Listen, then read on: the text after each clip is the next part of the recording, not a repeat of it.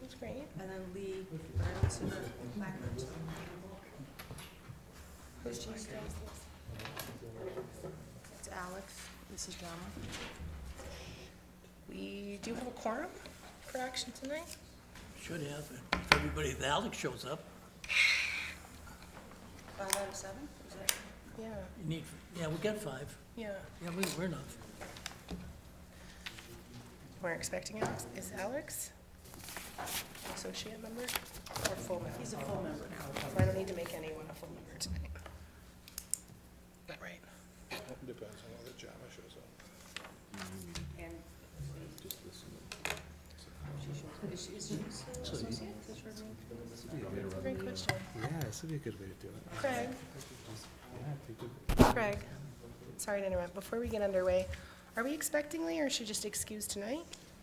Shelley? Sorry? Lee? Oh, Lee. She is not here tonight. Okay. We are expecting Alex and Jama. All I knew was that Lucy and Lee were not going to be here. Okay. But Lee is still an associate member. I believe so, yes, yes. Okay. So really just Before me. That is going to get struck from the agenda tonight anyway. Yeah, but there should be a motion on the cover sheet. Yeah, there should be anything for the review application. Yeah, so the motions are going to street here. Yeah.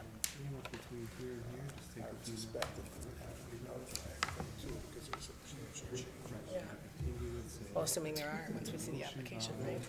So usually they have a printed motion that's all I was looking for. Okay. And it doesn't, we do. Staff, it looks like we're live in our recording. Let me know if you're ready to get underway, and we shall. We're ready on our end, and we can get the show on the road. Good evening. We're going to call the meeting to order. My name is Shanna Cox. I am acting as chair this evening in Lucy's absence while she is ill. We are hopeful that 2 more planning board members will join us this evening. If so, we'll welcome them and designate them in a voting role when they come. But to get underway, could you call the roll for me, please? Yes, Roger Dupree, Here? Mark Roy, Here. Michael Marcotte, Present. Shanna Cox. Here. Amy Smith, present. Thank you very much. Adjustments to the agenda. I believe this evening's first public hearing, item 4A on the agenda, is being continued to a May meeting. Is that correct? Yeah, so if the applicant, or if they were here, we would recommend that there be a dialogue between the board and the applicant as to a specific meeting that worked for them, because we had set this meeting the 22nd, thinking that they would be ready, but, so we're going to assume, we've spoken with Bill Hamilton, and we're going to assume that the May 13th meeting, that they will be ready with materials. So we would recommend moving forward to May 13th. Okay, might we also assume that if the time on Friday when the packet is being printed, there isn't a final application to submit, that we would not include it on the agenda regardless of the meeting date had been agreed upon? Yes. Great. Point of inquiry on that. Yes. At the last meeting, and I take it we're not going to have the minutes of the last meeting available tonight, but I believe that the motion was to postpone to a date specific, and that's why, when I read this agenda item, I thought, well, that's why it's there, even though it's asking us to postpone again, because we moved it to a date specific. That's exactly right. So And in that particular situation, I think the board must make a motion to continue, even though the applicant's not here. So that would be my concern, because if we didn't do that, then we might run afoul of other things, like the item just dropped off permanently.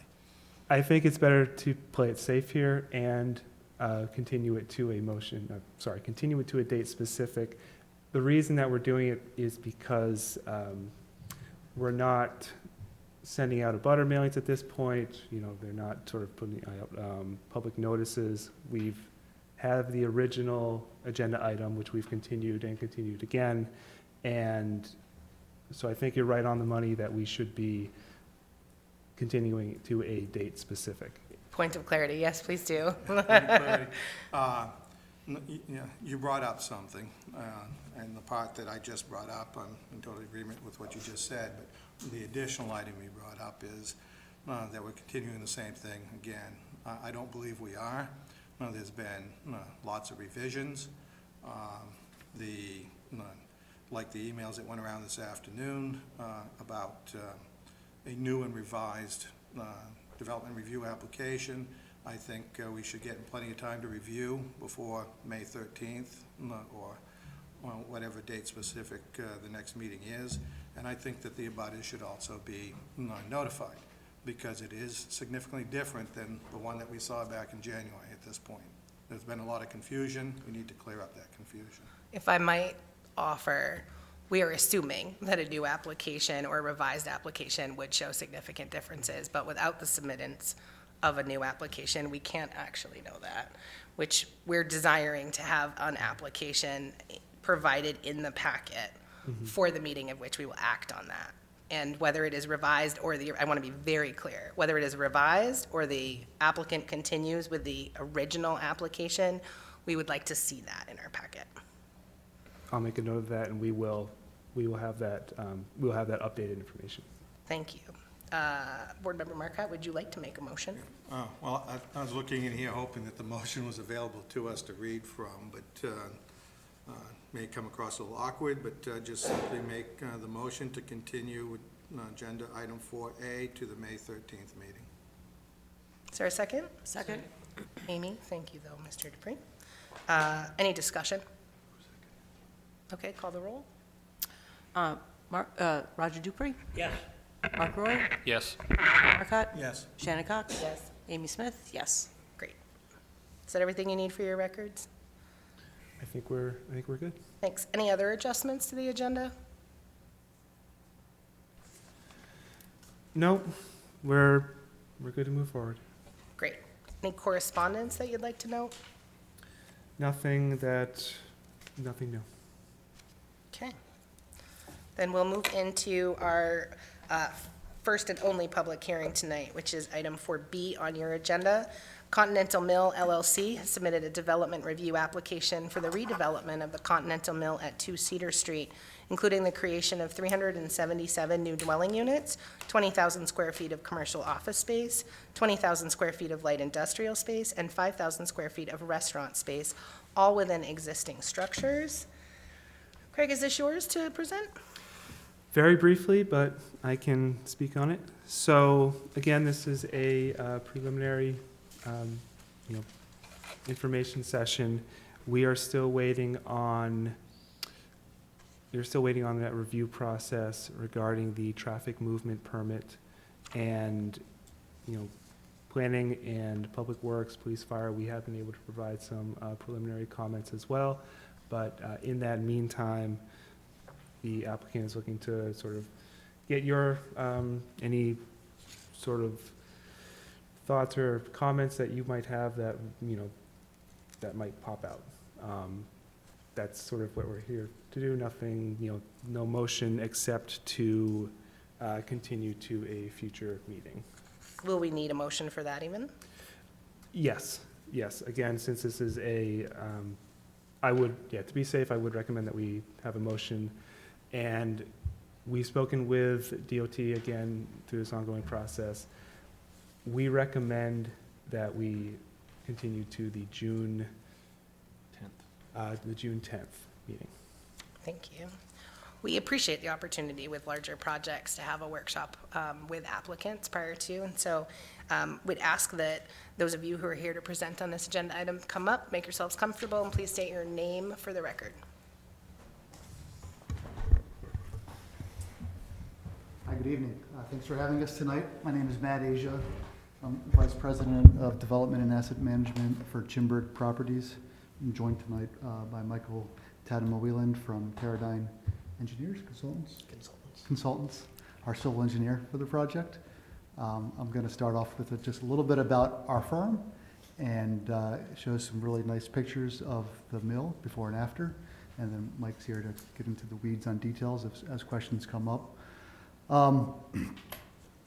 Chimberg Properties is based in Newmarket, New Hampshire. We've been renovating historic buildings since 1996. We've done 18 major projects in New Hampshire, Maine, and Massachusetts. This collage here of some of our major projects, you'll note 2 of them are in Maine. One's in Saco Mill number 4, which was 150 apartments and 28,000 square feet of commercial space. The other is the Lincoln Mill in Biddeford, Maine, which is 147 apartments, 33 room hotel there pictured on the end, and another 20,000 feet of commercial space. And we own, in addition to the Continental Mill here in Lewiston, we also have the Hill Mill, and we own the Dana Wart Mill in Westbrook.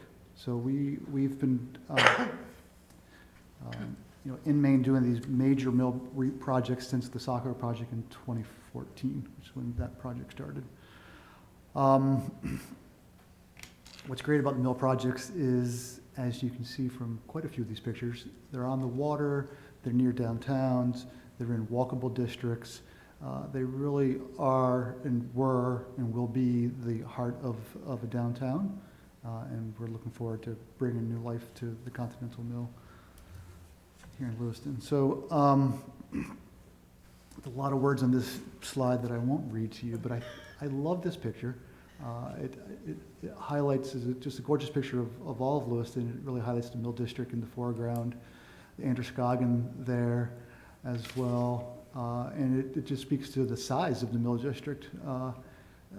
The Continental Mill is center of the photo. There's the bridge to the right and the canal to the left there that kind of frames it.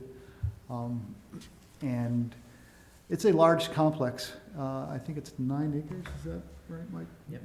9 acres, multiple buildings interconnected over time. It's roughly, I think it's 500,000 gross square feet. What else can I say about the site? It's all been developed. I'm sure you've looked at the plans and seen that it's all been paved or built on over the course of its history. One thing that we do that I didn't mention on that first slide, which I should have, is our projects really rely on the historic rehab program that the National Park Service runs. There's a historic tax credit program. There's a federal program and also a state program. So what that really means is that we have to comply with this Park Service's standards for rehabbing historic buildings. We've submitted those plans already to the Park Service. We have a long track record of doing projects that meet their standards. I think it's 13 different mill projects that we've done to the Park Service standards, so we're familiar with it. There's no surprises to us, and that's well underway.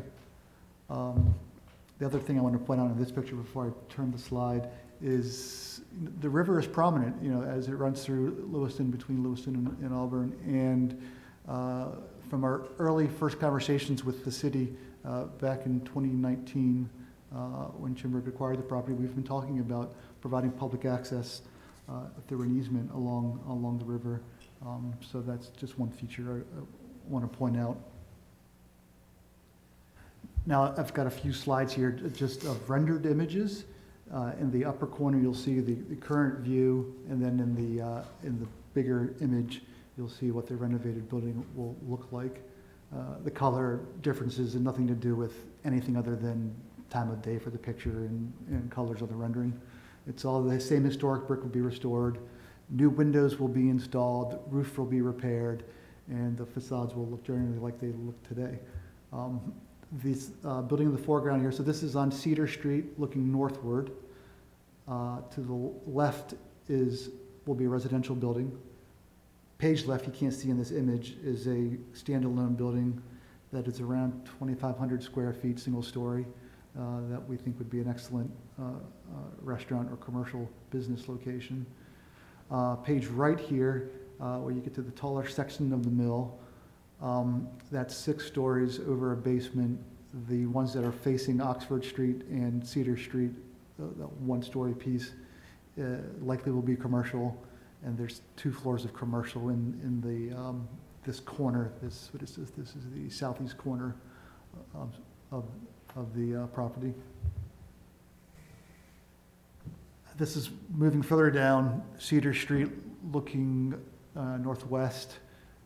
The long view is parallel to Oxford Street.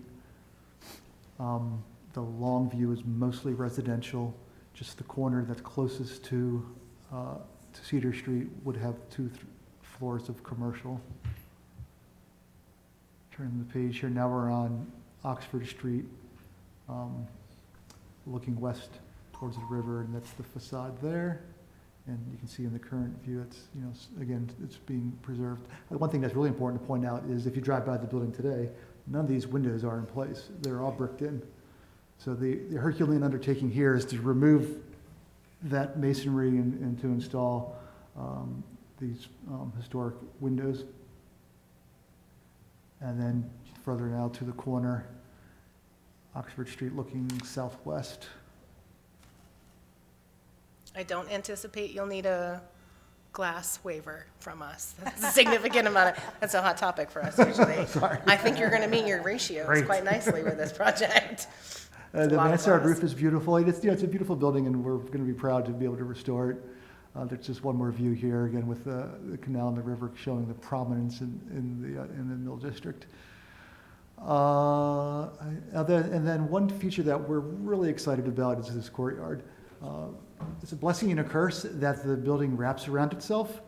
The blessing is we have this beautiful courtyard that will be the result of the renovation project. The curse is you can't move linearly down the building. You're having piece by piece by piece. Once you have folks living in the mill, no matter where they are, they're going to see this awesome courtyard.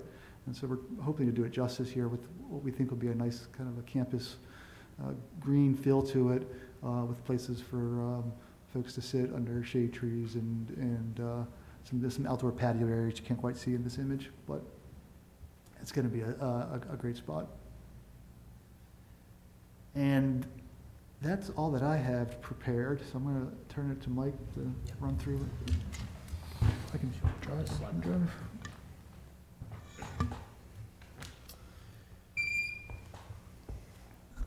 Hi all.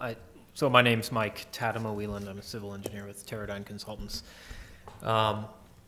And so on the screen here is the what we call the overall site plan or the master plan that was in your packet, more or less. What I've done is I've colored the building a little bit, so just so it's a little easier to read.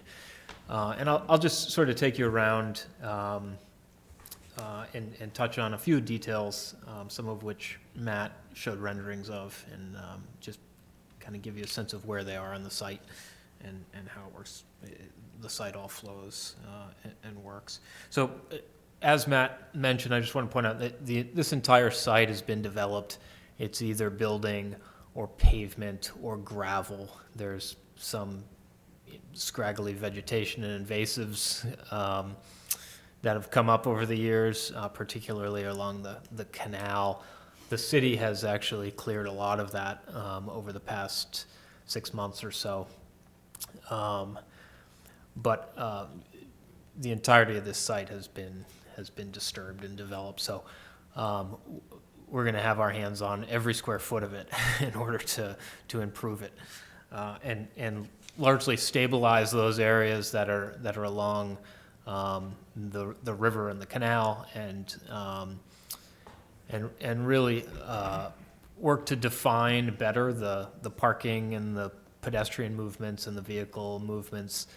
Today, if you folks have been in there, it's kind of just a sea of pavement, and it's really not the design or the existing condition isn't really suitable for the amount of folks that are going to be in here in the future, the amount of activity that's expected here. So the 2 points of access you probably know are from Cedar Street. There's one from Cedar Street and one from Oxford Street. Those will remain largely. We've originally proposed to move the one on Oxford Street about 30 feet to the south because it lined up better with the commercial entry into the building. So we sort of aligned that. if you look here. We're hearing from staff that they would prefer that to be moved back farther. Again, it's about 30 feet to the north, so we're working to move that back to its current location. And so there won't be much of a change, except some of the sidewalks will slide over a bit. Speaking of sidewalks, there's a perimeter walkway that we've designed around the entirety of the site, and I'll highlight on the western edge of the site that's along the Androscoggin River. This is the Riverwalk easement that Matt pointed out. So this will be a public trail, and what we've done is we've connected sidewalks to each end of that, so one could circumnavigate this entire site on a sidewalk. Parking, it's difficult to estimate how much parking is on the site today. There's a lot of striped parking on the eastern side of the site, where there's existing pavement. The pavement, this is all pavement to the north, on the north side of the site as well, but none of it's striped. And it's mostly gravel. It's a gravel area that's historically, at least according to some of the aerial photos that I've dug up, has been used for parking as well. So that'll be, all these areas will receive new pavement and will be restriped. At the end of the day, there will be 225 parking spaces on the site. And Chimberg has secured an agreement to have an additional 280 parking spaces in the Chestnut Street garage, just a block up to the east. Just to be clear, it's not finalized, but we've been talking to city staff on the parking lease, which we know is consistent with what other mill developers in town have done. Can I ask a question while you're on that point? Has there been a tension to pedestrian access for those 200-plus cars that are parking in the garage on what I think is the north end of this lot, where I think there might be a canal? Are folks going to have to come all the way down to get into your loop, or could somebody who's parking in the garage cut into the backside of your 9-acre property? Yeah, so right here, I'm showing on the screen here, this is a canal. And then there's also the canal that runs along the north side of the site. There may still be remnants of a pedestrian bridge. I know the removal of that is imminent, according to the city. It may have already happened. And there are no plans to replace that that I'm aware of. So folks what we've done is we've created a pedestrian connection out to the Oxford Street sidewalk as far to the north as we can. Again, this is right where the canal starts. So folks will have, that'll be their access point. And it does get them, that's the closest point to the main residential entry into the building as well. So any folks, any tenants who are parking in the Chestnut Street garage will have to come down Oxford Street about halfway and cut into the site there. Thank you. Yep. We also have an ask that we're working with city staff on. See where it says cross canal number 2, like on Oxford Street, where the crosswalk is, Oxford Street? Oh, Oxford. Page right, at 3 o'clock? Yes, here. Yeah, so there's a finger of the canal that runs to, I don't know, Chestnut Street, or what the next block is. Is that linked? But it runs into the garage, basically, Yeah. 1 block away. We have a vision that would be a great way to do a pedestrian connection between the garage and the mill. So we'll kind of see where that goes. But to point out also, as Mike said, that entrance there that he was circling is the main entrance for the residents. That's where the mail will be delivered, that's where the package room will be. The kind of dotted areas to the left of the building in the courtyard, there will be kind of a view from that lobby as you walk into the mill, all the way through into that courtyard. to that patio area that's raised. So it's going to be one of our key features. So we're really trying to drive pedestrian traffic to that entrance for residential traffic. Well, part of my thinking is commercial investments for economic development. Parking has been a hot button conversation in our community, and realistically, many people often walk from their parking spot to the milk coolers at Walmart and walk less than they need to get from a parking garage to a commercial place of business in our community. But if we are incorporating, just in terms of pedestrian friendly, if we're incorporating pedestrian pathways so that somebody who is going to restaurant or going to the coffee shop or going to work could have an integrated experience getting into the building and not just for residences, I would just offer to our city that would be an investment for commercial activity to create some pathways across the canal. And maybe it comes from the other side of the canal and some of the additional work that's being done. I can't, but there's public comment in a minute, so just hold on. Yeah, sorry. It's just a footnote in your conversations and ours as well to be considering. It boils into the Riverfront Master Plan and the commercial activities and all of the other things and isn't just an amenity for your residents. Yeah, that's a great point. And we've tried to connect the site to public pedestrian infrastructure where we could. So there's the connection on Oxford Street, as well as the corner of Cedar and Oxford, and again, more directly from Cedar, and of course the Riverwalk itself. There will be, there will also be a bridge. There's a bridge planned for the Riverwalk over that canal. Is that getting that's getting folks over to an area that may not have, there might not be a lot of residents over in that area, but it is another connection onto the site for pedestrians anyways. Where is the commercial and the industrial activity going to be? We will look, mouse. Yep. I'll start. Here, this is that standalone building that I mentioned during the kind of prelude.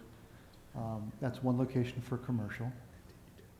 This little building here is another. This end of the mill, this here is what was that one-story building that I said. Behind it was a six-story element of the main mill. So this is the one-story piece, which would be a really cool restaurant space because we've created this patio here to serve it. We've also have this commercial entrance here. There's a stair here and an elevator in this end so that the first floors of this wing from about the center entrance to Cedar Street, the first two floors would be commercial. I anticipate them being foot traffic commercial or office space commercial. We have enough mill space that we know that mills attract professional offices like attorneys and therapists and dietitians and nutritionists. It also attracts physical therapists. It attracts people who make things, either crafts folks, but small, not large-scale industrial, small-scale industrial. We find most of our buildings, they have tenants that are from 500 to 2,000 square feet. I think the Hill Mill is an example of a building that has very larger tenants. That's just a different animal. And if there's more demand, we can roll with it. And what's not kind of being developed in this phase, but would be developed in future phases, is this building along the river here. This one has low floor to floor and small windows, so it really can't be restored to the National Park Service standards because we would have to really cut into the structure to create something that's usable to modern standards. So this is the only element of the property that's not being touched, but it will be restored, and that will clean it up, make sure it's attractive to our residents, make sure it's protected from a fire and life safety perspective. So I guess to go back to the original question, The commercial is kind of really focused in the corner of Oxford and Cedar Street. Won't the parking for the commercial and industrial compete with the tenants in the building? There is competition. We have found from our portfolio that it's the competition really happens at the overlap in the evenings, sometimes on the weekends, but it depends upon the commercial tenancy, if there's a weekend conflict or not. But what works well and what we think is kind of smart development is a shared parking strategy where spaces aren't assigned and that there's a natural ebb and flow. Residents leave for the day to go to work, residents come back in the evenings, commercial tenants come in the morning, leave in the evenings, and that is, we've found over the years that shared strategy works great. And then when we have to put some controls on it, we do, but we do it lightly because we don't want to overburden all of that area with rules when there's should be enough parking there. And how does your additional parking spaces in the garage work then? Yeah, that's a wrinkle that we need to think through. We have other properties that have that are similarly centrally located and don't have enough parking on site, and we assign parking passes to residents and commercial tenants. I would imagine here that would be part of the strategy, and it would be based on demand. Oftentimes, we try to have our residents at least have one space near their apartment. Here, there's 377 apartments, or 375 apartments, and only 225 parking spaces, so we're not going to achieve that here. So our residents really are going to have to do some walking from Chestnut Street Garage. Mr. Marcotte has a question, and for all of us, try to speak into our mics. Okay. We can hear each other, and there aren't many people in this room. It is for the recording, particularly for the lovely staff person who's not here, who has to interpret minutes later. Mr. Marcotte. On the parking, I noticed that the total was 572 minimum requirement. I was having a hard time coming up with that number, depending on which numbers you added together. I think the only configuration that came close was 570, so it would be too short. Is there a question? And probably the question would be, how do you get to the 572? Does it have something to do with the fact that, like, when, during the day when the residents are away, the commercial would take over, and that's how you reconcile? Do you know what page number you're on? 6. There you go. Yeah, so there's a possibility that I added some of these numbers wrong, but what I was attempting to do with that table was calculate the minimum spaces required per ordinance for all those uses, which I'm sure you're probably familiar with. Are you saying that when you add up those numbers, it's 570? Is that?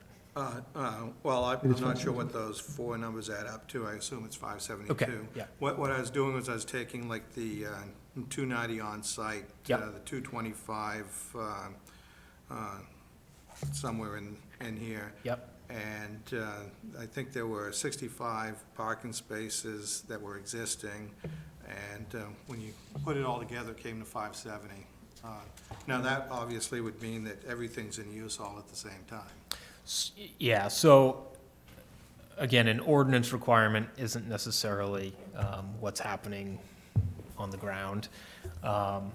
What I was attempting to do in the application materials was calculate the minimum number required by ordinance, acknowledge the shared use. So the commercial uses would have a minimum number of spaces required would be 90. So what I did was those 90 would count essentially towards both the residential and the commercial demand, assuming that those, like Matt said, residents leave in the morning to go to work, and the commercial customers or employees or whoever is using the parking for commercial uses is using those spaces during other times. So really, once you incorporate that shared parking scheme And again, if my rationale here doesn't make sense, I apologize. I was trying to make it as simple as possible, but really, once you acknowledge that 90 of those spaces are shared, the total demand is, per ordinance again, is about 482 spaces. Which you're providing 505. And between the off-site garage spaces and the on-site spaces, there's 505. And hoping there's no overlap in the parking garages. Right. And There tends to be times when a parking garage could max out. yes, and we have received some comments from staff on parking, and there's a provision in the ordinance that I'll sort of paraphrase. It says something to the effect of, for existing historic structures, there's no requirement to provide more parking than what's there today. So I think from an ordinance perspective, I think this meets the standard. Of course, Jimberg and Matt, it's in their interest to make sure that everyone's got enough parking for the businesses and for the residents. So that's what we're attempting to do here. I've found in other dense downtown residential developments that the ownership isn't what is assumed. And we've had some flexibility and discussions around waivers for other projects of some similar scope and scale, recognizing that some folks choose to live there so they cannot have a car. Right. It's that balance that we're always paying attention to. I want to be mindful of time. Is there anything else that you wanted to walk us through with your slides or to point out before? Yeah, I we- just want to, well, so I did want to point out a couple sort of interesting areas of the site. Number one is that courtyard that Matt showed some slides of. I'm sure that's internal here. That's going to be a real amenity and focal point, and a lot of effort has gone into the design.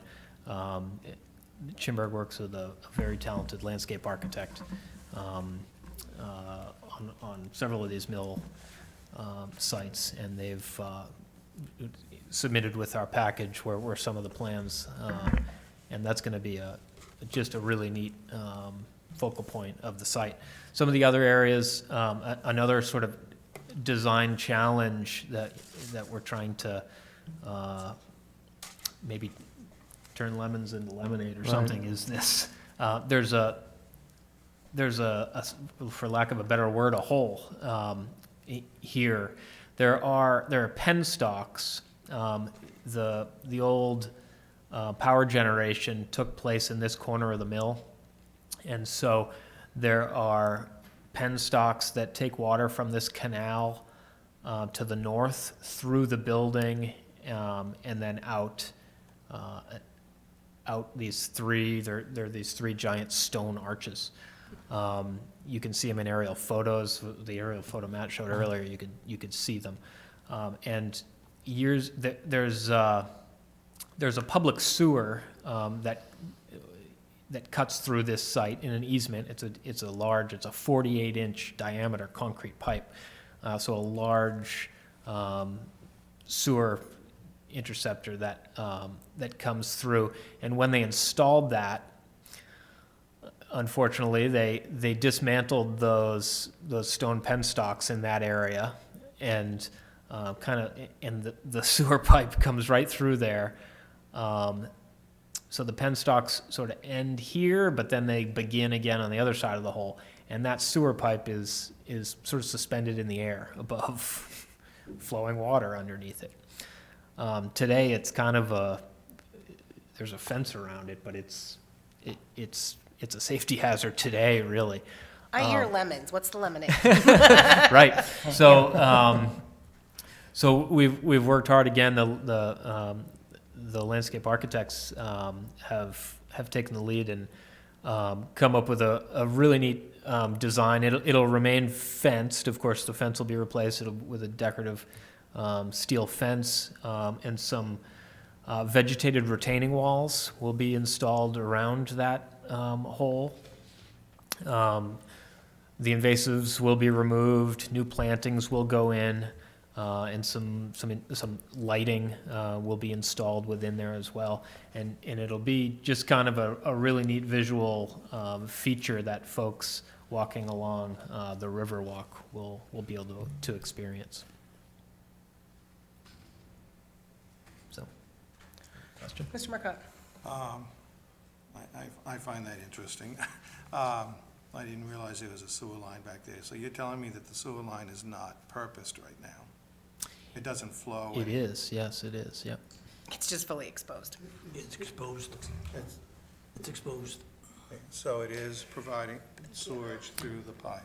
Yes, yep. And And this that's a public, that's a public is... sewer. It's not, it's not owned by Chimberg. Right. There's an easement. It collects all the way upriver and comes down, so it collects stuff all along the river, feed into it. Now, does this feed into the sewage treatment plant? Yes. It does. So it's simply not connected to something upstream? It is. Oh, No, the, there's, the not connected parts are the original water intake and outtake, but the sewer line, fully connected, operational. Zoom into it. I don't know if we have a photo.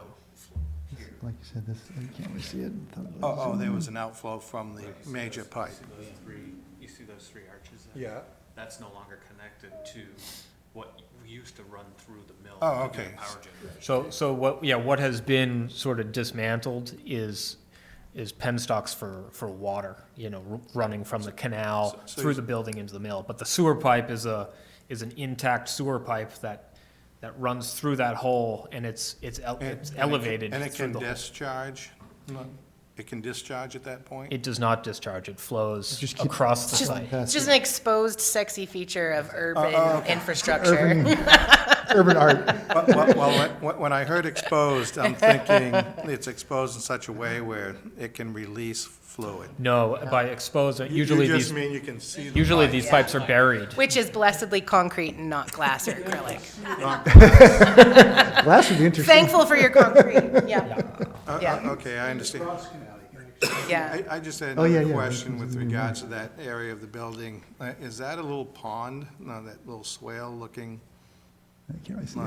It's right I there. think I may have asked that before. It was on the Schematic? schematic, yeah. Yeah, let me get back to that. So we're up The here. kidney-shaped? Yes, so that's the hole that I talked about.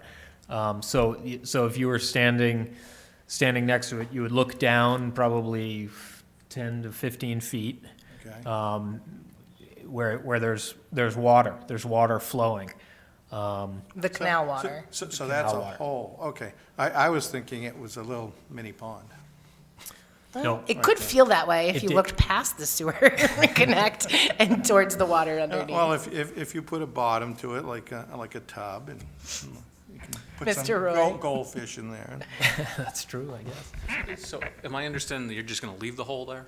The hole will remain, it'll be, again, it'll be, we're trying to Place turn to it into a dump feature. An urban It'll be infrastructure Yeah, feature. vegetation around it. There will be vegetation around it, and I talked about retaining walls. The retaining walls it's actually a vegetated product. It's not a stone or a concrete product. It's sort of bags that are filled with soil, and then plants are planted within that. So it's kind of a They're gonna pretty it up. green wall, if you And, will. and why is it that it can't be filled in? Because, I mean, I see a hole next to a residential Yeah, well, there's, area again, where I think that, kids are just gonna dump their trash. yeah, well, there's penstocks, there's water running through it.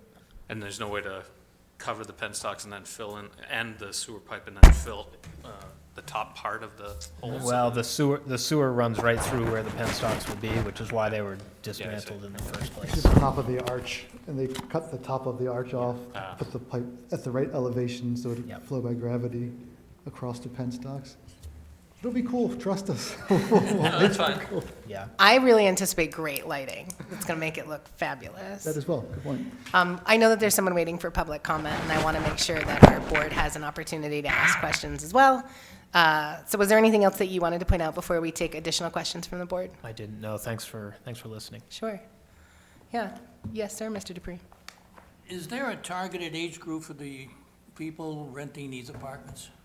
There's not. We see residents who are all ages. We see folks who are first job out of college in their early 20s, or tradespeople in their 20s and 30s. We see seniors who decide they want to sell the house and live in an apartment building with neighbors and activity. Maintenance people, really. We see.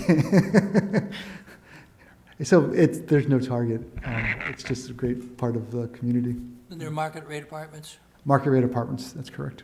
So is the income, the household income vary as well?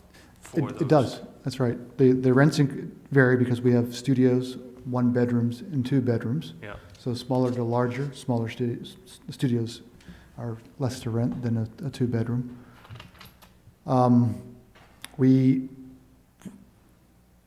tend to do more studios and 1 bedrooms than 2 bedrooms, so our math here is about 79% studios and 1 bedrooms and 19% 2 bedrooms. And there, I should point out, I should have pointed this out at the beginning, but the Picker House Lofts project, which, I was hoping you'd offer context. yeah, which was here, you folks, this board, approved that in 2021, and it's under construction right now, as I'm sure you know. That has 72 units. It's affordable housing. That's this building right here.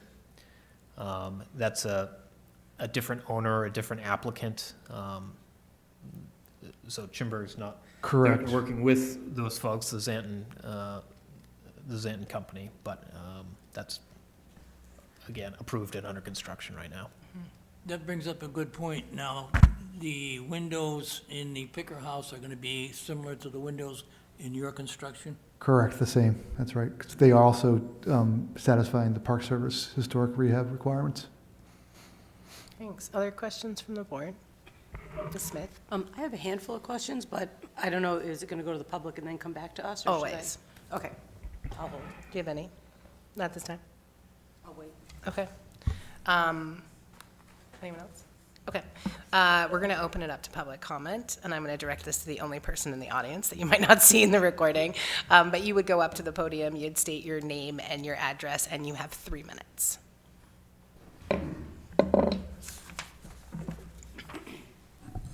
Hello, my name's Aaron McPike. My wife and I own Able Management, and we own 4 properties right near that mill. One is 88 Oxford Street, across the street from where your main entrance is. It's the old rectory behind the old church, the Franco Center. And then on the corner of River and Cedar, we have 24 apartments there. So I'll give you a quick point of interest that you might want to think about is contact Public Works, because they just got a $1 million grant to redo all those canal areas. That's why they chopped all the trees down.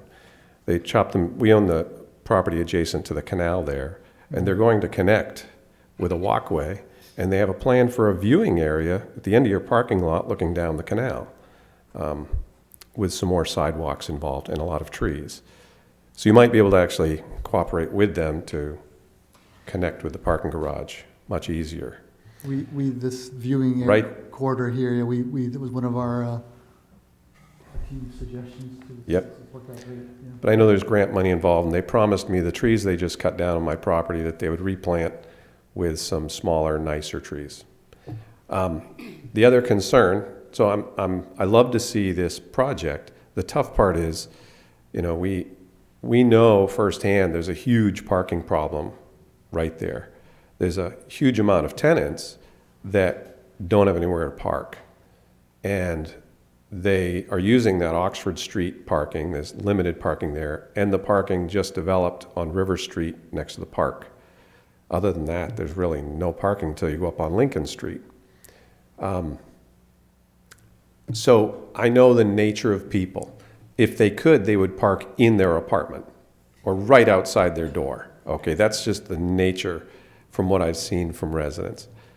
So how are we going to prevent them from just taking all the close parking or making it worse already than what it already is? Can I So- offer that question back just to check for understanding? How are we going to ensure the public at large parks in the places we'd prefer them to park when addressing public parking? Yeah. Okay. Well, I mean, if you can't park near your apartment house because a new development went in and you have 5 times the number of people trying to park than you used to, or more than that, then it's going to be a bigger fight for parking again. Thanks. You have 1 minute left if you'd like No. it. But, I mean, I'm all for fixing up this area. I love the plan. I love the courtyard. I think it's be a great improvement for this city, especially if we're trying to make a more walkable city where people can live and walk to work, walk to a store, and walk home. But I guess the parking part, it's already a big issue, and I don't see this making it less of an issue at all. Thank you. Okay, thank you. That will close public comment. I would offer one update, which is I encourage you to work through Lincoln to hear more about the plans the gentleman is referring to, but there was sizable amounts approved just in our most recent capital improvement plan, which would become active July 1st for some of those easements and areas. Back to the board. Ms. Smith, let's start with you. Sure. Just a couple more questions about the parking. So the Franco Center, of course, is right there, and they use that lot all the time. So do they have any kind of formal arrangement with that, or how's that going to get sorted out? They have an informal arrangement. I think if you look at the plan, we've honored it, though. We're showing ADA parking spaces there along, right in front of the Franco Center, continuing that use on our site. Mike's bouncing around here. I'm trying to zoom in, but I want to walk up there I and don't touch know the how to screen. use, I just use this control interface. There we go. plus and it zooms in. yeah, so these spaces here. So we're honoring their use of the lot for that purpose, the ADA. accessible purpose. Okay. We're keeping those on those are not for our residents. Okay, thank you. The connection to the other properties, Aaron's property, the main mill, you know, we worked hard on the Riverfront Island master plan, and I'm just wondering how all this coordination is going to happen to make sure that it feels like a sort of a seamless, you know, area of the city. So like, for example, collaborating with Rachel at Main Mill I notice you have historic markers and things, which is awesome. So I'm just wondering how we're going to foster a sense of collaboration so that we end up with something that feels unified. That's a great effort we'll have to make as we get into the project. I don't think we've thought through those types of really thoughtful connections, but we'll certainly do that. Great. Have you given any thought to, I'm curious why they're all rental units and not condos? Well, that's just what we do. I guess to put it simply, we develop and hold properties as an apartment owner. So that's our strategy. Amy, you said you have a bunch. Do you want me to go to the rest of the board before you round up yours, or do you have one more? This is my last one, All right, and go it's ahead. about utilities. Where this is a historic building, are you going to be doing heat pumps, or what's the strategy for what type of utilities you're doing? Sure. It will be heat pumps for heating and cooling. Mm-hmm. And that's simply it. For the hot water, it's gas-fired hot water heaters to serve the entire campus. Okay, then is broadband, are you laying any broadband, or? I don't know what's on the street already, if there's broadband there or not. There probably is, right? So, yeah, there is. Electrical and telecommunications will be coming from the north. So, beyond this corner of the site, I don't know where it's connecting to off-site, but it's coming onto the site in kind of in the northeast corner. It'll come overhead across the canal to again, this extreme northeast corner of the site, and then underground into the building to serve the different. Amy, are you asking if residents will have Wi-Fi or internet included in their rent, or are you asking about broadband access for commercial spaces? Both. I'm just curious how we're going to wire it, especially like the courtyard. Is there going to be free Wi-Fi? Because it's super, first of all, I'm going to just back up for a minute. Love everything about this. I mean, it's awesome, right? And I'm just maybe getting too nitty-gritty too early, but I'm just curious about it because things like with historic buildings, heat pumps, you can't, nothing can show, right, on the outside, and usually right. there's all sorts of regulations. So I'm fascinated by this and really excited for what you're going to do, and I just want to understand it a little bit better. Thanks. Well, for the Wi-Fi, we do typically provide a hospitality Wi-Fi for our residents. And typically, half of our residents will then buy their own service from the cable company or from the fiber company because they want more bandwidth or faster speeds or whatever. I'm done, thanks. Yeah.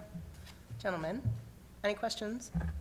Mr. Dupree? Waste removal, where's that gonna be located and how's that gonna be accessed by?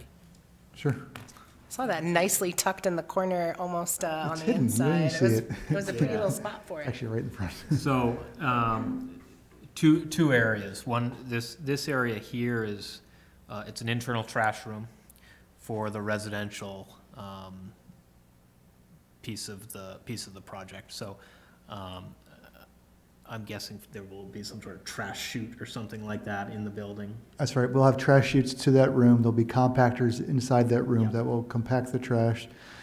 The staff will push it out to the edge of the loading dock where Mike's mouse is now. Yeah. That's actually a raised loading dock that the waste hauler will come and pick up. And I presume, Mike will correct me if I'm wrong, It's flush, I think. that it's flush. Yeah. But the turning radius is all the work there for truck access to pick up. Yeah, this area here that is striped, no parking, is actually for a trash vehicle to come in and maneuver. And if I can anticipate Mr. Dupree's follow-up question, do you want to scroll to the bottom and show the commercial space too? Yep. There's a loading and, There you go. So again, internal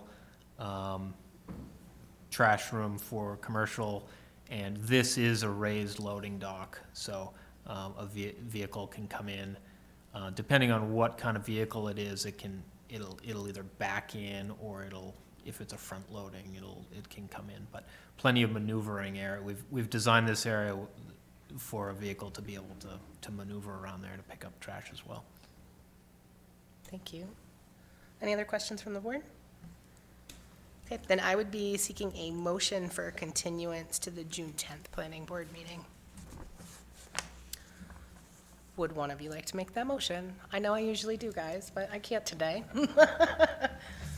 Is it formulated in the, I don't believe that we've got that level of support on this No, particular it is not. packet. Wing it, you've got bring this. it, I had it on the last one. You could simply say so moved, and that might be enough. Make a motion to continue agenda item 4B until the June 10th meeting, was it? Yes. Is there a second? Thank you. Second? Thank you. Ms. Smith, any discussion? Okay, Mr. Dupree. Yes. Mr. Roy? Yes. Mr. Marcotte? Yes. I vote yes. Amy? Yes? Thank you. Motion passes with all 5 of us. Thank you, gentlemen. We appreciate it. You didn't make any specific asks, but feel free to next time. Happy to see you when you come back. I just have one final question I was going to ask a few minutes ago. So when would the project be complete, finished, and we'd see everybody bustling around? Great question. In a perfect world. Yeah, in a perfect world, all goes as planned and the stars align and we have another solar eclipse. Joking on that part. It will start construction the end of this year. Okay. And then it's a lot of apartments and a lot of work needs to happen before we even begin doing any interior work. So we would expect that we would be occupying the project in phases starting in 2026, 2027, 2028. So take those 377 apartments and divide them into 3, roughly, it's crystal balling at this So point. beginning in early '26? Correct, towards the end of 2026. End of. Yeah, it's almost going to take a year and a half, 2 years from when we start this fall to, It's a lot of windows. That's a lot. It's a lot of windows. 377 windows. Thank you very much for your investment and your application. We look forward to seeing you back in June. thank you. Yeah. We have other business. I'm going to surprise us all with one specific piece of business before we get to 5A, which is I'd like to formally acknowledge our staff, which we didn't do at the start of the meeting, and I knew there was something in the preamble. We are joined today by Craig and Shelley, and then we also have an opportunity to introduce Welcome, Mr. John Connor, who is the new Director of Planning and Code, joining us for the first time today. And I don't know if you'd like to say one or two words before we get underway with other business, but it's a pleasure to have you. Thank you. It's a pleasure to be here. Thank you all. Looking forward to working with every one of you. Thanks. Formally welcome you and acknowledge you. Wasn't on the agenda. Thank you. So 5A is the discussion of the implications for the ordinance on the new state law LD 337, which amends the regulation of manufactured housing, including mobile homes. Help me, because my packet's out of order now. Is this yours, Shelley, or Craig's? Craig, we pick you, sir. Please walk us through it. Sure thing. So in March, the state legislature passed LD 337, an act to amend the law governing the regulation of manufactured housing to increase affordable housing. In short, this law requires municipalities to treat, to treat manufactured housing the same way as single-family housing as far as the zoning is concerned. So anywhere in the city, on any lot that permits a single-family home will now also have to allow any type of manufactured housing. That includes modular housing, that includes mobile homes. Let's see. Additionally, the law will require that mobile homes be held to the same zoning requirements as single-family homes. That includes lot size, frontage, and setbacks. But it does allow municipalities flexibility to implement design criteria. These can include, but are not limited to, requiring a pitched roof, a shingled roof, a permanent foundation, and additional standards regarding exterior siding. The law would not change mobile home parks. We can still limit those locations in accordance with our existing overlay zone. So really what we're doing, no motion is required. This is just a discussion, but we're trying to get some feedback on any sort of design criteria that the board might find appropriate or preferable, or before we begin the process of preparing our ordinance changes to come into compliance with this law. Thank you. Can I ask one clarifying question? Is there anything in the recently passed law that distinguishes a new modular versus a 1973 modular? Is there any reference to the age of the dwelling? I think that there is. I don't have it at the top of my head, though. That would impact my design standards thinking, right, around a rusty 1973 tin-sided, if that is already prohibited. So municipalities may, I believe this is right, municipalities may not prohibit manufactured housing regardless of its date of manufacture solely on the basis of a date of manufacture before June 14th, 1976, or the failure of a unit to have been manufactured in accordance with the National Manufactured Housing, Construction, and Safety Standards Act of 1974. United States Code, Title 42, Chapter 70. I think that answer then is 1976 or after. That's what I garnered. Yeah, it does say that we can apply reasonable safety standards to manufactured housing built before that date in 1976. So I guess that was part of, it's like a couple questions. A few things that staff identified as being possible concerns. With LD 2003 last year, we had expanded where you can do like a single family and two family to include some of our more urban districts as well as the highway business. So we now allow single family homes essentially in all zoning districts but the industrial. So imagining a downtown or even like a neighborhood conservation B, let's say, neighborhood that's more dense, where we have commonly 2-story, 3-story structures. In order to keep that design vernacular, one suggestion staff had was perhaps to have, we do already do this in a couple of our zoning districts in the design standards, a minimum building height. so that we would ensure whether you're a single family, whether so long as the standards we apply to a single family as well as to a modular home, we're allowed to do that. So we could require something be, let's say, 20 feet tall, so that it's a 2-story, let's say. So that is a possibility, and it makes sense to me visually that we might do that in some of those more urban parts of our, more built-up parts. And then Craig mentioned some of the other design features that might be more appropriate in a lower density, suburban neighborhood that might commonly have ranch homes. So those were a couple thoughts we had. Certainly, the age and quality of mobile homes is an ongoing challenge for municipalities. And so if there is a concern there, then staff can look into what might be done as far as what standards we might apply. So that's good feedback to have. Thanks. I'd love to make sure that we have a facilitated open discussion. Roger, I'll start with you. When you're referring to a mobile home, is a RV in consideration? In other words, somebody can take this because they refer to a RV as a mobile home? Even an RV would count as a recreational vehicle, would not be a mobile home. Yeah, that's part of this. So state definitions do differentiate that. So no, an RV, a recreational vehicle, take it to the campground, would not qualify under this. But it's considered a mobile home, and then according to this definition, a mobile home is eligible to go on these lots. I'd actually clarify that it is often commonly referred to as a mobile home, but it is not actually a mobile home. It's a recreational vehicle. It's not part of that definition. So it would not be part of the manufactured housing definition. It would be part of the recreational vehicle definition. Lots of people live in them and they're mobile, so technically, Yep. sure, it's a mobile home, but for these purposes, it doesn't fit the definition. Just for context, our definition for mobile home, a factory fabricated structure meeting the standards of the U.S. Department of Housing and Urban Development, which is built on a permanent chassis, is designed to be used as a dwelling unit, and was constructed after June 15th, 1976.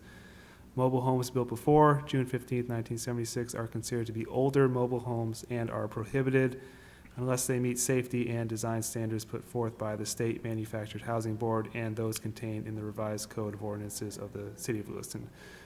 So the important bit is meeting the standards of the U.S. Department of Housing and Urban Development and built on a permanent chassis. Yeah. Thank you. Other design input, so the point here might be to give some rough suggestions to staff for them to look or to craft something for later review. Yes, sir.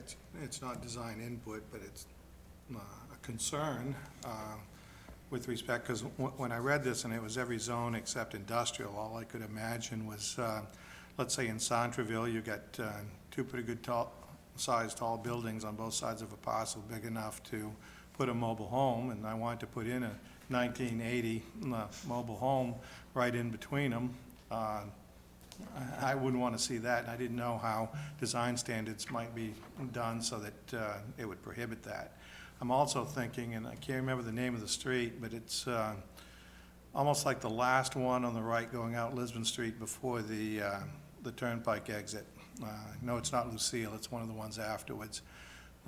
Down on that road, there's a parcel that's been, the city owns, we're trying to sell it, it's not selling. And if somebody wanted to, and it was large enough and they met the setbacks and everything, could somebody bring in a 1980 mobile home and plant it there when you have ranch-type homes or capes or whatever exist along that way? Same thing, let's say in Bossy Heights, Lewiston, Pineland Street. If there was a empty parcel between two of those homes, and I'm not sure the manufactured style of those homes, but I don't think anybody wants to see a 1980 trailer, basically, sitting in between two homes there. I think I heard your question to be could it? And this law would say yes. And so our opportunity now is to put in the guidance that becomes our ordinance so that it couldn't.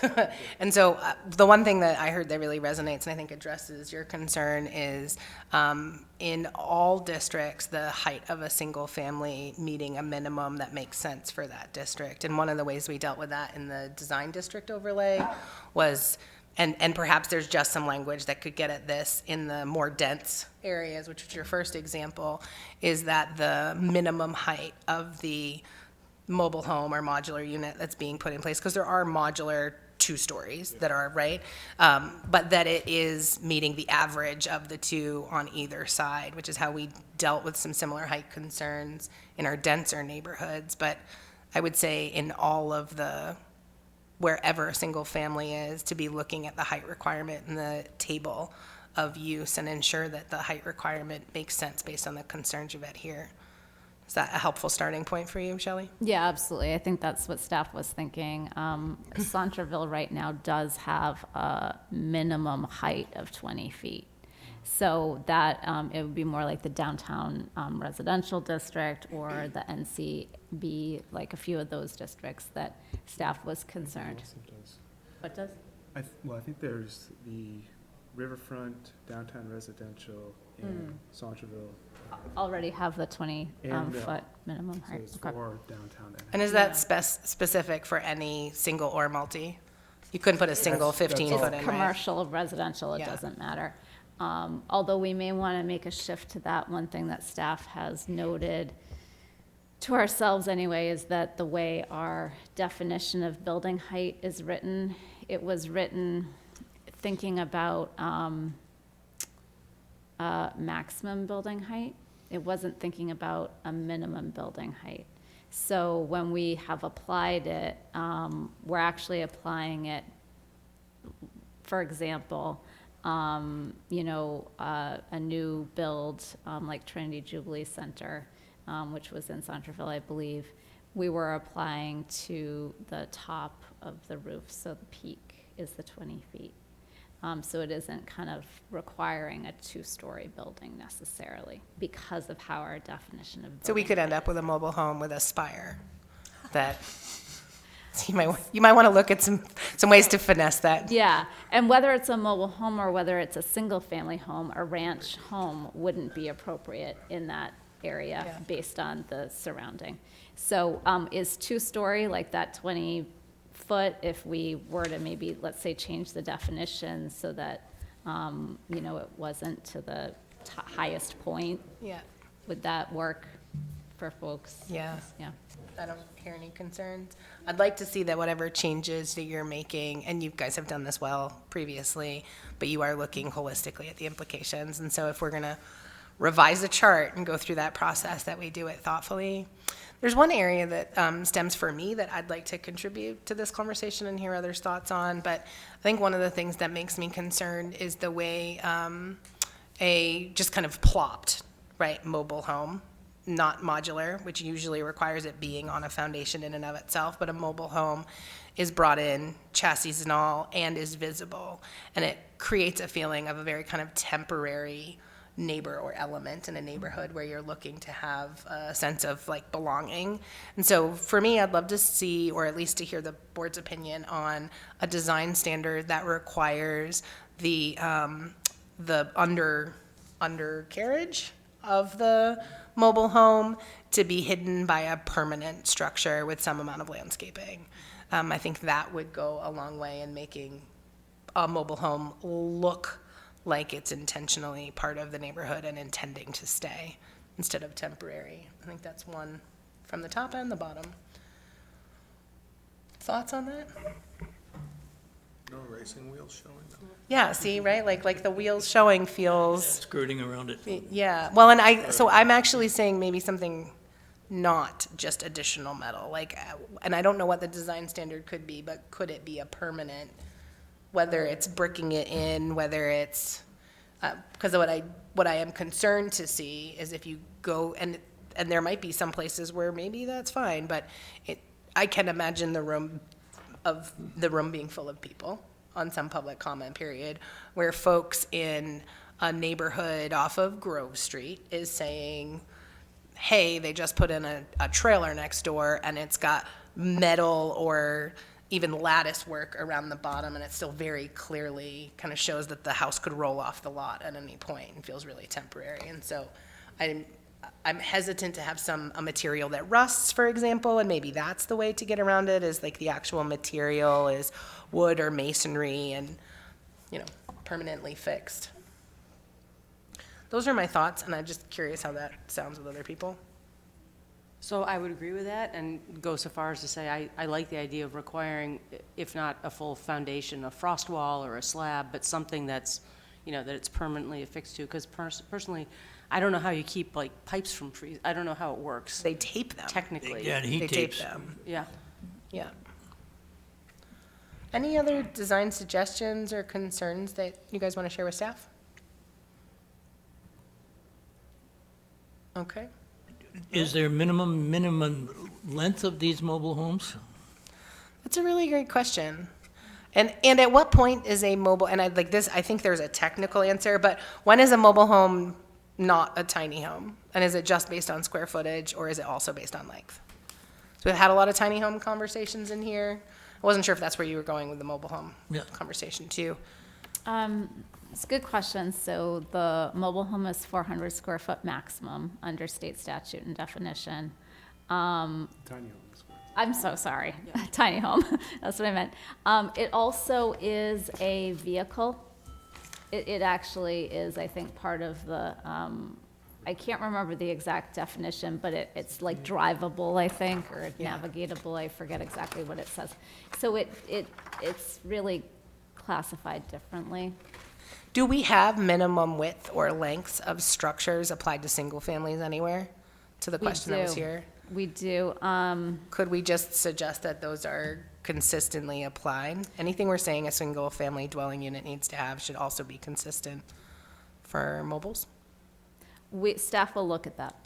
Yep. Yeah. I know that for dwelling units that were not mobile homes, there was a requirement that it not exceed a length to width ratio of 4:1. And that, I think, would prohibit a lot of mobile homes. Yeah. Yeah.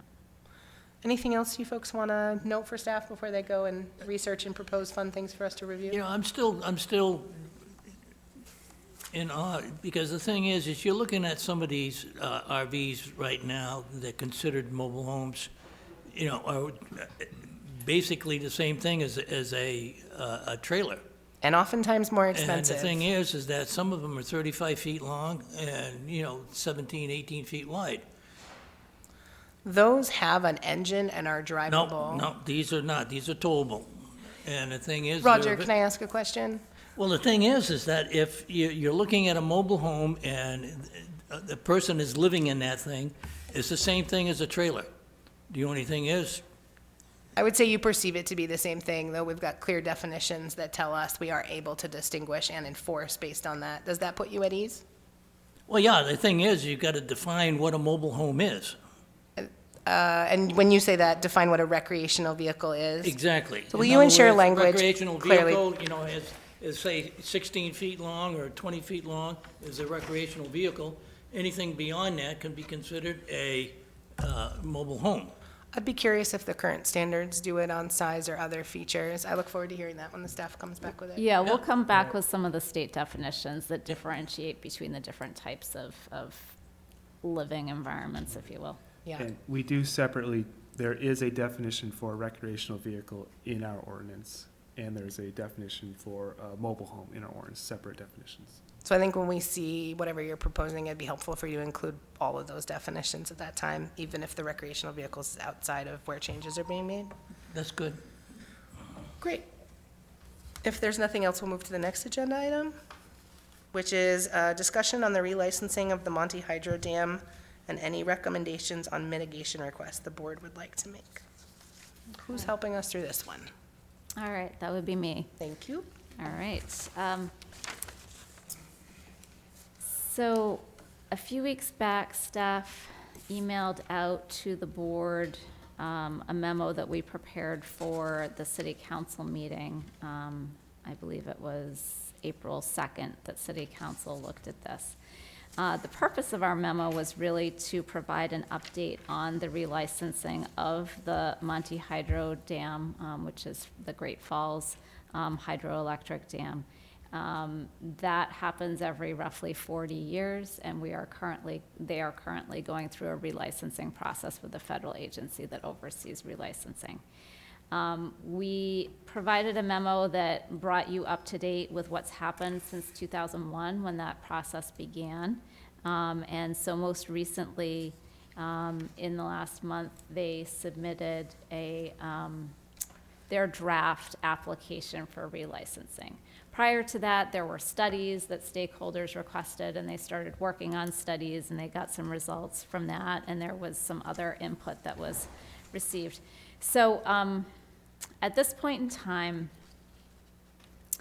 staff is going to council on May 7th to finalize what Lewiston will be asking for. So when you go through a relicensing process, there is an opportunity for stakeholders, which includes the municipalities and others who utilize the river and those who are concerned about the wildlife and so forth, to ask for mitigation.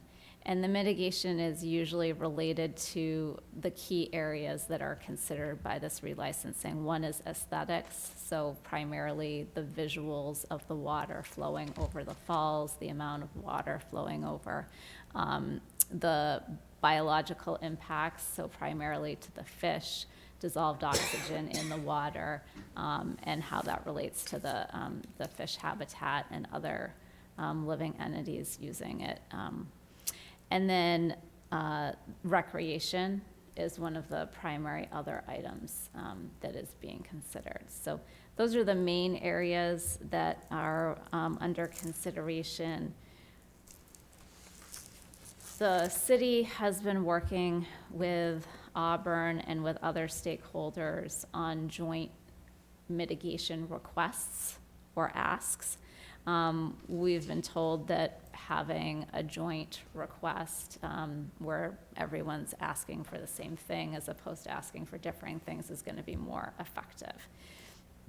We've also been told that waiting for the final application to be submitted is a little bit too late, really, in the process for us to ask for these mitigations. So we need to ask for what we want now. There is a possibility through being registered as an intervener that we can continue this dialogue with the agency overseeing this, but we need to come up with our set of requests now. So we'll be working over the next couple weeks on that in preparation for that meeting with the council on the 7th.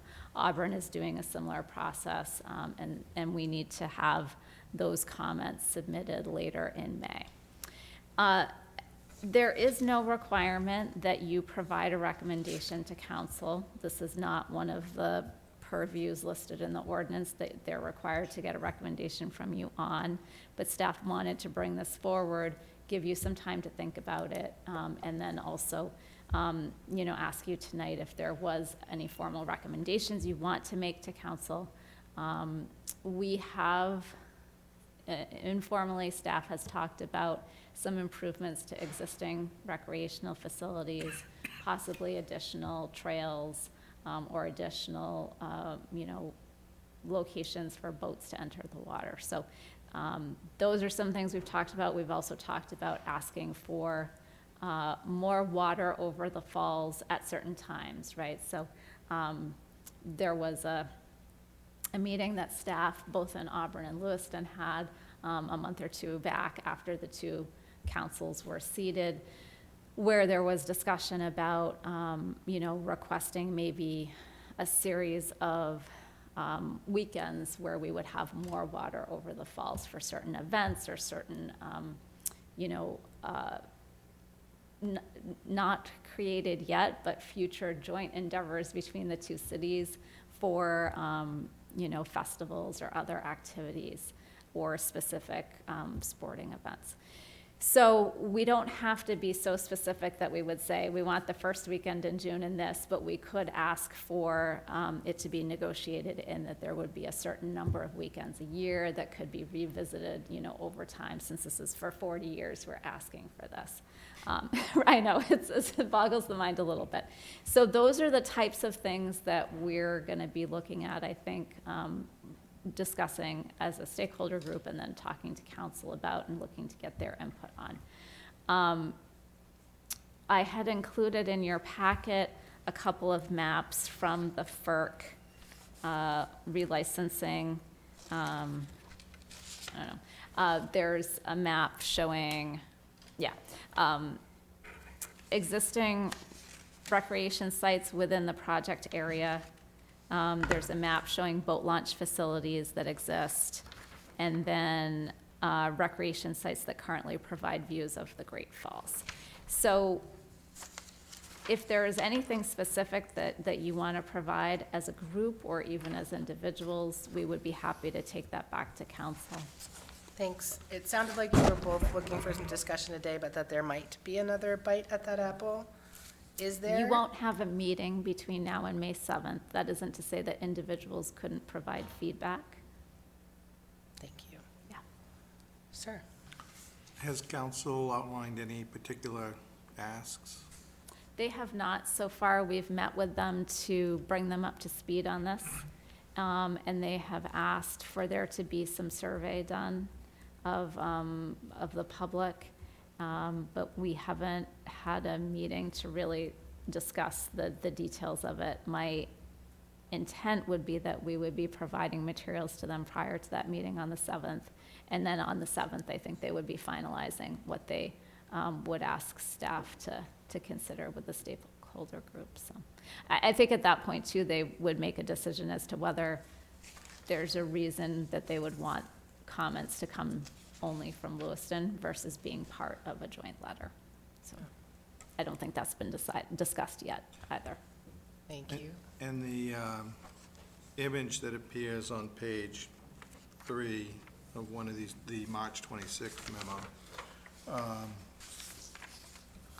excerpt and plan for Riverwalk North Riverfront Island Master Plan update. So some of the schematics that I see in here, is that not an official ask, or is that going to be part of the May 7th? I think it is also a great starting point for today's discussion, which is what Shelley is looking for. And I'd like to kick that off, and Mr. Dupree, I did see your hand, but from a bare minimum for our planning board, which has spent a significant amount of time invested into the Riverfront Island Master Plan project redirection emphasis, as well as the capital improvement plans and when it aligns with that plan.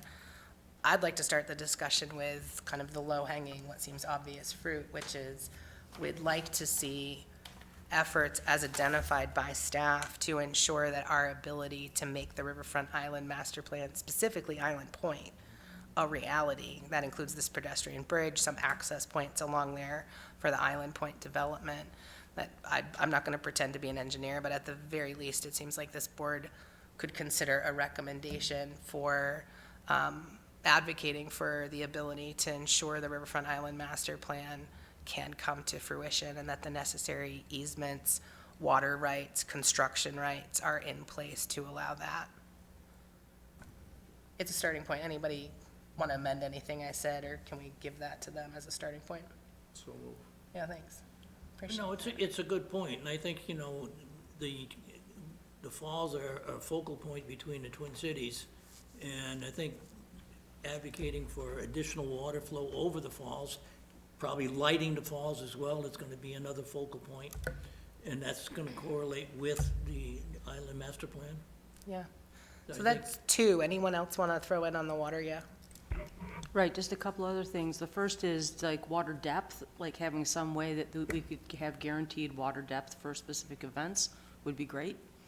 And then the other thing is, I noticed on the map, they didn't show Gritty's, the boat launch behind Gritty's. Does Auburn not consider that an official hand-carry boat launch? I'm just curious, because it could certainly use some work. It's right next to Gritty's, like down? Behind Gritty's, it's on Behind the river. Festival Plaza, it is the access point that you can get Oh, to. behind, yes, Yeah. I'm thinking from the river, yeah. I don't know if that is not considered an official one or not. I know Auburn has a number of recreational kind of things they're considering, so my guess is that that might come up on their list, whether it's improving that facility or, but, But didn't they have at one time, a situation where they were gonna have kayaks and canoes Those are in that area? those are installed in Anniversary Park now, which is just Yes. as you cross the Green Bridge to the right, the Peace Bridge. so they do have So they kayak moved it down rentals. there? That's where they've centralized a fair bit of their recreational activity. I know that you've got a couple more, Amy, but I'd like to just look for agreement on each of the points that, and maybe even add some point. The depth of water is both feasible and something they are able to control by a buildup of release over time, and that is an important feature for recreation, whereas water over the falls and being lit is pretty and does not necessarily lead to depth and might be totally okay for some, but distinguishing between the two and advocating for both. I'd like to put a number on it, which would be, I'd like to see a minimum of 8 planned 2-day releases with necessary depth for recreation as a starting point, and that gives you 2 a month in the 4 months that it's fun to get in water in Maine. It's really not a lot, but it feels like an important starting point. And we've already seen some of those activities that are economic development, talent attraction, population attraction, quality of life events between and by the cities. And I think for a 40-year horizon, that's going to be a really important feature, but it is both height and release, or depth and release. Any other comments on the depth, height, flow?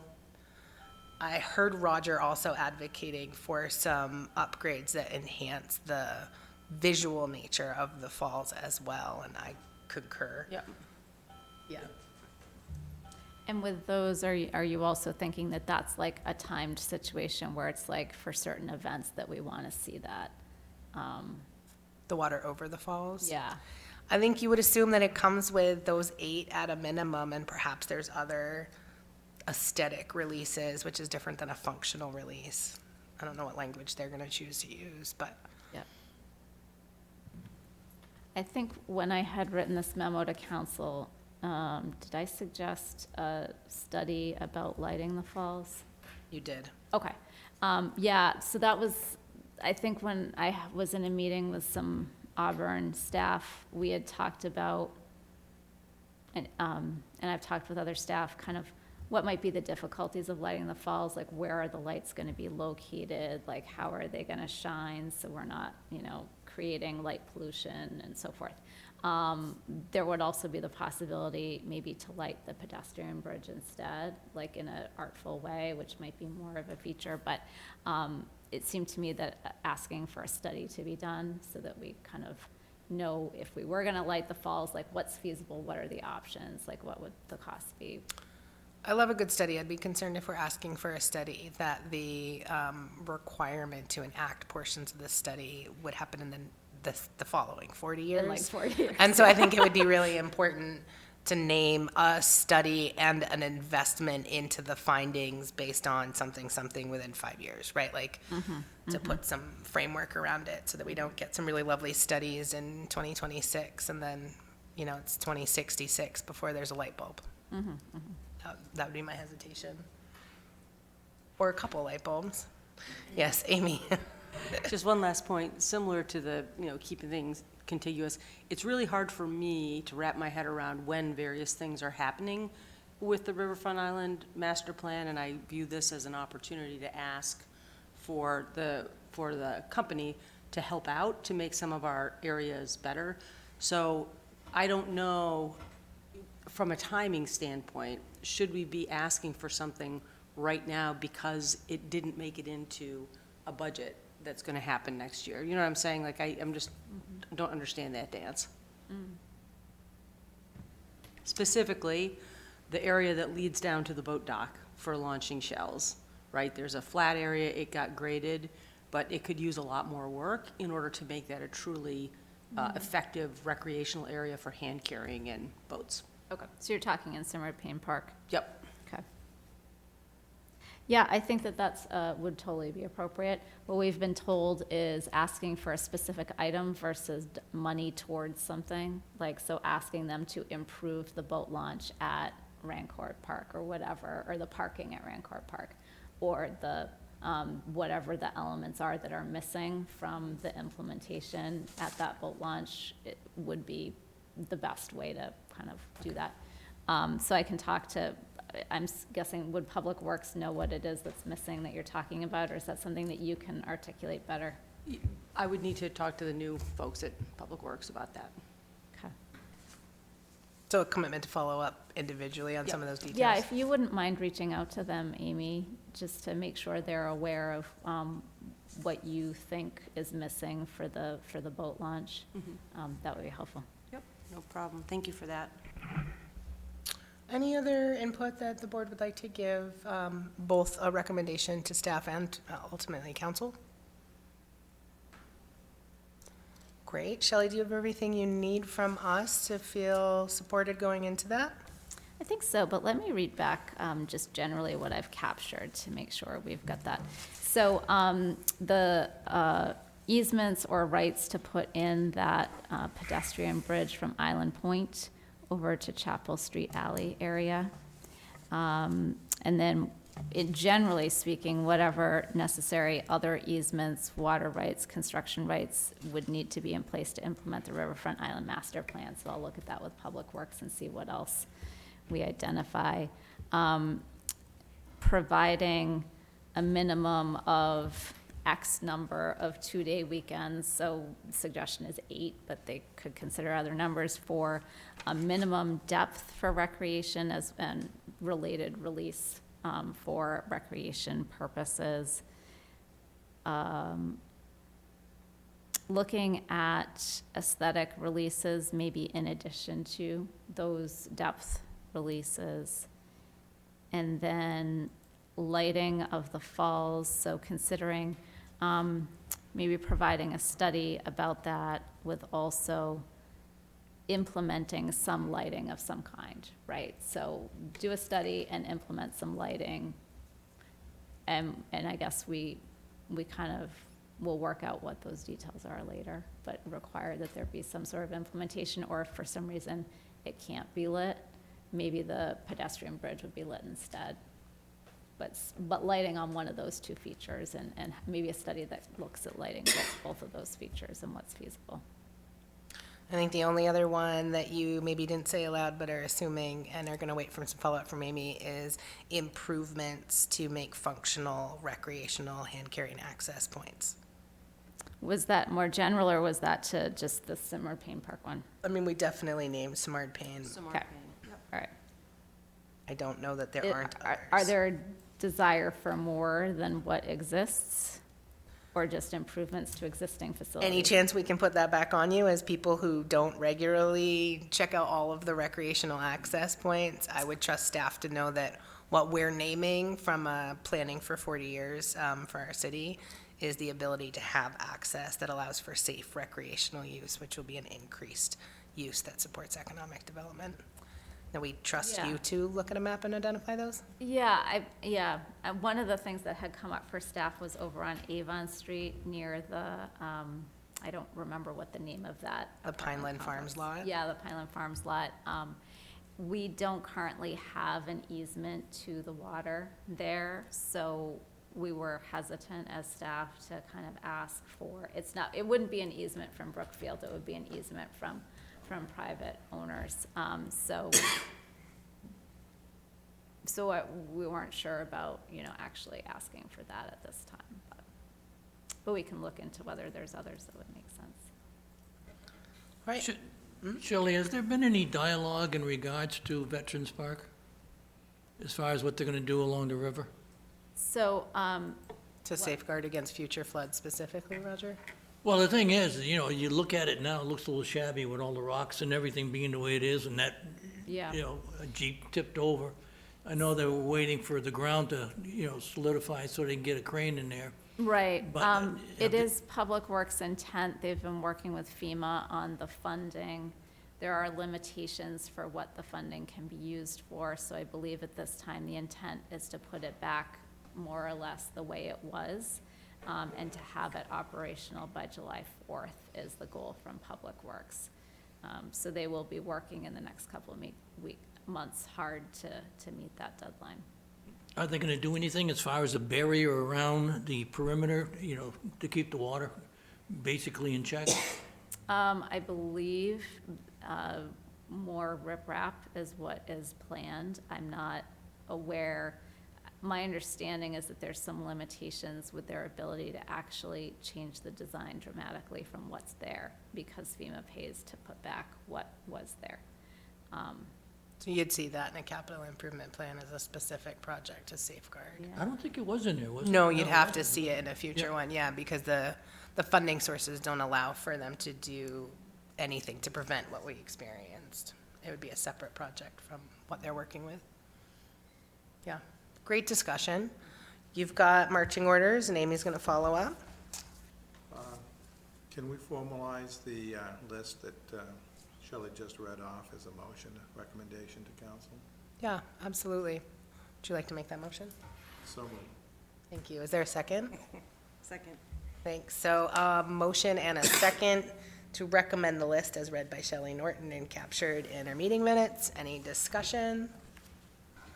All right. Roger, are you in favor of the motion? Yes. Mr. Roy? Yes. Mr. Marcotte? Yes. Yes. For me? Yes. Great. So unanimous, and you've got a formal recommendation. Thank you for that. Thank you. Just a note that the reading of the minutes from March 11th will be reviewed at our next meeting and are not available. Is there a motion to adjourn? Make a motion to adjourn? Thank you. Is there a second? I saw Amy. Second. Great. No discussion? All in favor? Aye? Great. Thank you. Thank you.